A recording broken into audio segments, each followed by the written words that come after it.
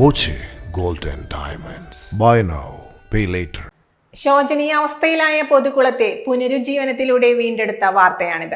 പാലക്കാട് നാഗലശ്ശേരി മാങ്ങാട്ടുകുളമാണ് കാർഷിക മേഖലയ്ക്കും കുടിവെള്ളത്തിനും പ്രയോജനകരമായ രീതിയിൽ നവീകരിച്ചത്. 100 വർഷത്തിലധികം പഴക്കമുള്ള നാഗലശ്ശേരി മാങ്ങാട്ടുകുളം നാശത്തിന്റെ വക്കിലായിരുന്നു.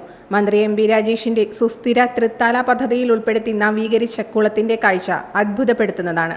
1 കോടി രൂപ ചെലവഴിച്ചായിരുന്നു പ്രവർത്തികൾ നടപ്പാക്കിയത്. 70 സെന്റിലധികം വിസ്തൃതിയുള്ള കുളം കാർഷിക മേഖലയുടെയും കുടിവെള്ള ലഭ്യതയുടെയും പ്രധാന സ്രോതസ്സായിരുന്നു.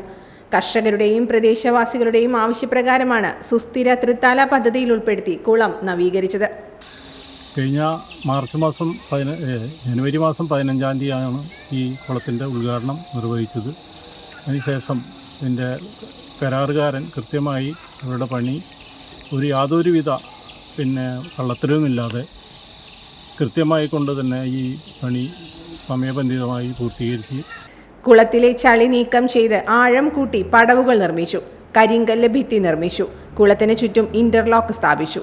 സംരക്ഷണ വേലിക്കൊപ്പം ഇരിപ്പിടവും നിർമ്മിച്ചിട്ടുണ്ട്. കൂടാതെ സോളാർ ലൈറ്റും സ്ഥാപിക്കും. 40 ഹെക്ടറിലധികം വരുന്ന കൃഷിക്ക് ഉപയോഗപ്രദമാക്കുന്നതോടൊപ്പം നീന്തൽ പരിശീലനം നൽകാനും ലക്ഷ്യമിടുന്നുണ്ട്.